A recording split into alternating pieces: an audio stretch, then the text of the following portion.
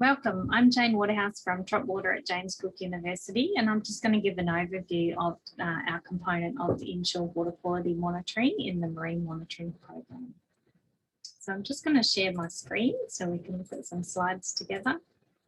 So I'm part of a largish team, so I work alongside Stephen Lewis, Caroline Pettis, Dita Tracy, Jane Mellors, Cassandra James, and then in Cape York, Christina Howley from Howley Environmental Consulting works with us. We're also in partnership with the Australian Institute of Marine Science, who deliver part of this component too. So to put the marine monitoring program into context, it's a critical part of the broader Paddock to Reef integrated monitoring, modelling and reporting program. That program in turn supports the main reef water quality policy for the Great Barrier Reef, and that is the Reef 2050 Water Quality Improvement Plan. So it evaluates the outcomes and progress of the actions included in that plan. So here in the diagram, you see the main components. So there's activities going on in the paddock, in the catchment, and then here's our part, the marine monitoring program, which has seagrass monitoring, water quality monitoring, coral monitoring, and then e-reefs marine modelling. So since 2005, the program's been assessing the condition and trends in ecosystem health and resilience indicators for coral and seagrass in the inshore Great Barrier Reef. So we've been doing this for a little while. So where do we monitor water quality? So as I said, it's done in conjunction with the Australian Institute of Marine Science and Howley Environmental Consulting. Most of our sites, as you can see here, are located in the open coastal water body. We've got routine water quality sampling at 58 stations. Each of those sites is visited between 3 and 12 times a year. And then we've got additional event-based sampling in the blue dots here, and that's done at 26 stations, depending on where the event occurs. That's only occurs during periods of high flow, and we get also these routine sites when we're collecting in a particular region. In addition to those, it's continuous logging of water quality at 16 stations. So these are highlighted by this symbol, and there is at least a couple in each of the main regions.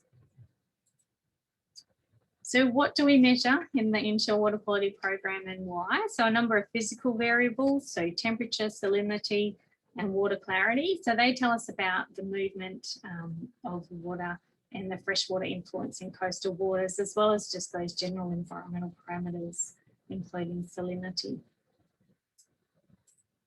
Our biological variables, so chlorophyll, it's a pigment found in phytoplankton, and also total suspended solids. So that's an indicator of turbidity. That's the cloudiness of the water. That's a fairly extreme example of very turbid waters. So that tells us about productivity and light availability, which is really important for coral and seagrass health.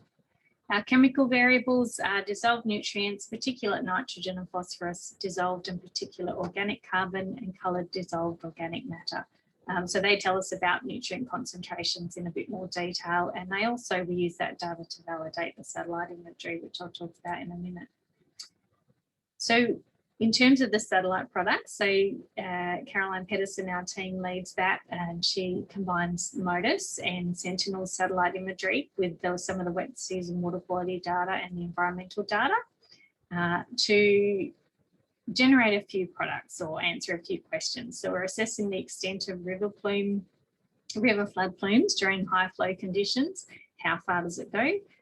We're characterising different types of water in the reefs and understanding those general water quality characteristics and the gradients as we move from the coastal areas further offshore. We are identifying where the average long-term concentrations of suspended sediments, chlorophyll, particulate nutrients are likely to be above the wet season guideline values by combining those data sets, and also assessing the exposure of coral reefs and seagrass to potential risk from land source pollutants. So it's really telling us about the wet season conditions at multiple scales, both temporally, so daily, weekly, seasonally, annually, multi-annually, as well as the water composition over very large spatial areas. So just a little bit more about that method so you can understand how we get from an image to a colour class. So the images, true colour imagery can be divided into a number of colour classifications that relate to different characteristics. So here we show these brownish waters are characteristic of higher turbidity, and here's an example here of these colour classes in the satellite image here. These 5 and 6 are more these greenish waters. They're characterised by more nutrient enrichment. And then colour class 6 colour class 6 here is a bit more on the edge of the plume, and then we have this sort of offshore water body where you return to a condition with limited influence of, or no influence of land-based runoff. So here's an example of how that image has been interpreted into those 6 colour classes, and from those they're combined to be assessed as the full plume extent. In terms of understanding what the water quality characteristics are like in there, so say we take a water sample here and look at the concentration, we can say, well, in these primary, in these colour class 1, these are the sorts of concentrations of suspended sediment that we're seeing, and that's done at thousands of locations across the Great Barrier Reef to come up with this overall characterisation. So here we see an example, so that these 4 colour classes are classified into what we call primary.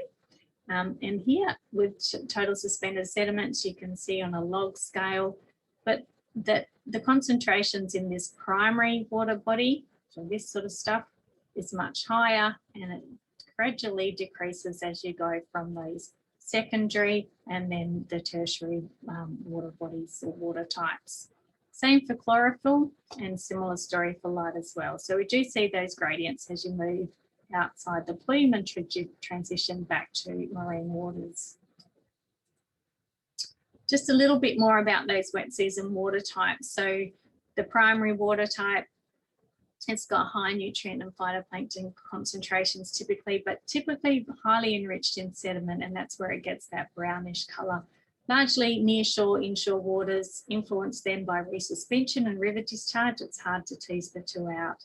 The secondary water type is really the bluish green waters. It's typical of coastal waters where you've got algae, so often the sediment has dropped out, but you will still have some fine sediment there. Relatively high nutrient availability in those waters.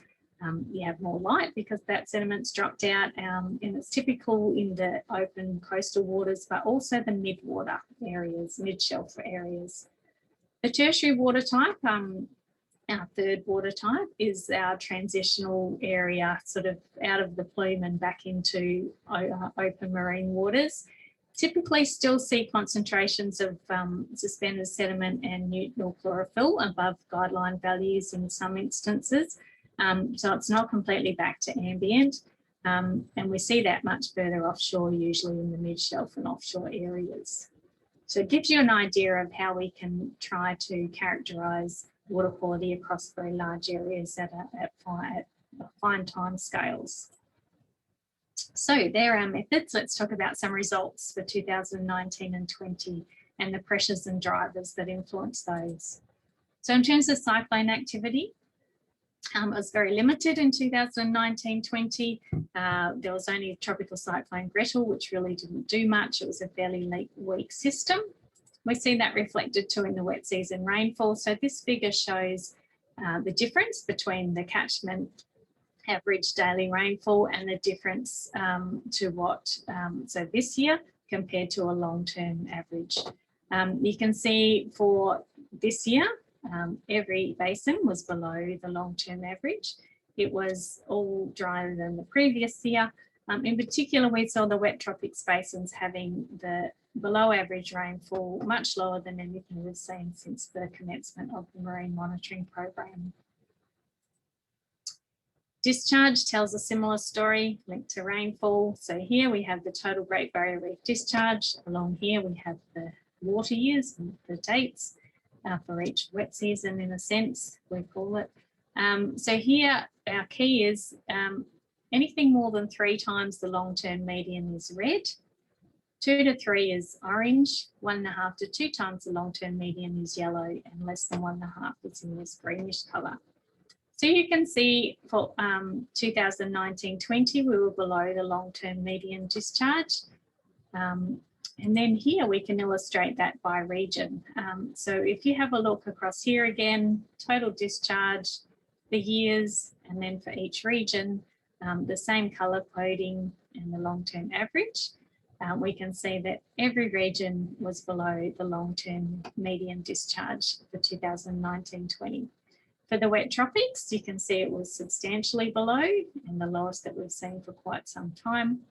Some of the basins in the Fitzroy region were slightly above the long-term median, but these are relatively small catchments like Waterpark Creek and Shoalwater. So as a result of that, there weren't any significant rainfall events and event monitoring wasn't undertaken in this season. We did generate remote sensing products though, so I'll show you those. This is an action-packed slide. So water type frequency is one of our main products. We've got on the left here a long-term comparison. So all of our data since 2002, the average conditions of that.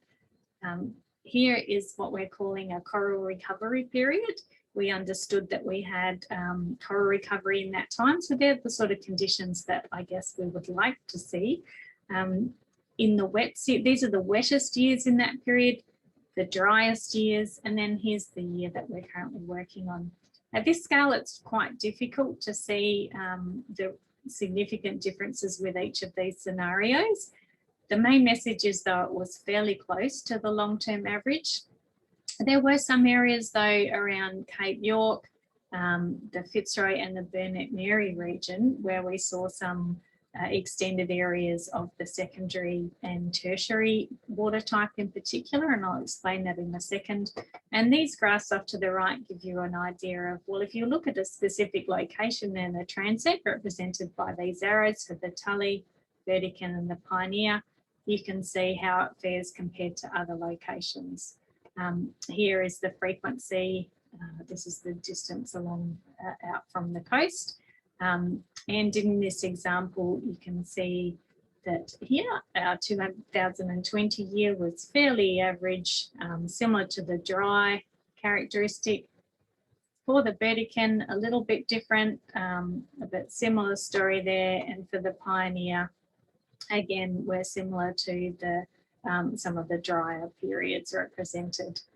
I'll just explain a little bit more about why we think we're seeing those extended secondary areas. So typically you'd see more of that water type extending further offshore if you've got quite large wet years. Here, this map is an example showing the difference between the long-term average and whether it was larger or smaller. So the red is where it was a greater area above the long-term area average, and then this green is if it was smaller. So as I said before, we saw some anomalous areas up around Cape York, Fitzroy and the Burnett Mary region. So particularly here with the secondary and down here, and even greater areas with the tertiary water type. So why? Sun glint can be a factor, the quality of the images, resuspension of marine in the marine environment from wind and wave is also a factor driving turbidity. So we might see that if we had more conditions where it was windy but also clear, so cloud cover can be a factor if you've got less rainfall. That can also lead to more algal growth. You've got more light, although we haven't really documented that evidence in the past. It could also be linked to having more discrete events and with the less rainfall then sort of hanging around for longer. The tertiary areas, the extension of those, we're not entirely sure either. Further investigation of those is required, and we're constantly learning in this program, but it could be driven by temperature or outer shelf nutrient upwelling, for example. So something that we need to look into. Surface exposure mapping is a tool that we use that assesses the likelihood and magnitude of the influence of each of those water types. So It looks at how much the water body or the water characteristics exceed the guideline value, and therefore using the frequency maps, the likelihood of exposure with those. So we have a simple exposure matrix where 1 is the lowest, so these greenish areas, through to red, which is the highest. We've got the same comparisons here in terms of the long-term average, a coral recovery period, the wettest, the driest, and the current year. We've also got a difference map. So where it's greenish, it shows we had a reduction in exposure. Where it's pinkish, it's an increase in exposure. So you can see, again, those anomalous areas around the further areas offshore in the Fitzroy, Burnett Mary and Cape York.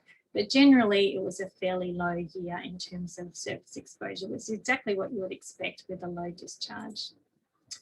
Just to show, illustrate where the different exposure categories are occurring though in terms of water bodies. So here, remember again, this is the highest exposure. Majority of that, or all of that, occurs in the inshore water body. We also see a similar pattern with the next category, which is the second highest. And then as you get further offshore, you start to see a larger proportion of that, the lowest exposure category. We also have river-derived dispersal. So it's a relative measure of loading, if you like, derived from the Eve Reefs model. So it disperses an end of catchment load in the marine environment. So this is done for dissolved inorganic nitrogen, total suspended solids and particulate nitrogen. Here's an example here of the dissolved inorganic nitrogen output. So we show the result for the current year. We also have a pre-development estimate based on pre-development estimates from the source catchment models of the end of catchment loads. And then we have a difference map, which is what we're calling the anthropogenic loading map, because it shows what you would, I guess it takes out that natural influence that you'd see from the pre-development conditions. So these are useful to see on an annual basis, but we've also got this time series here just highlighting that you can really pull out those wetter years and equally the drier years. Here's some big examples, 2019, 2011. So it's a useful way to look at how end of catchment loads are being dispersed in the marine environment.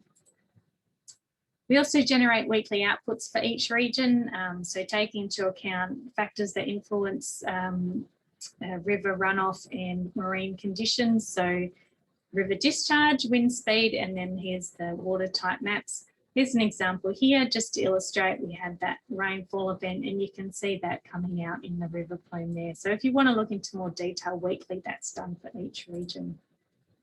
So overall, our conclusions. So the 2019-2020 wet season was a relatively dry year.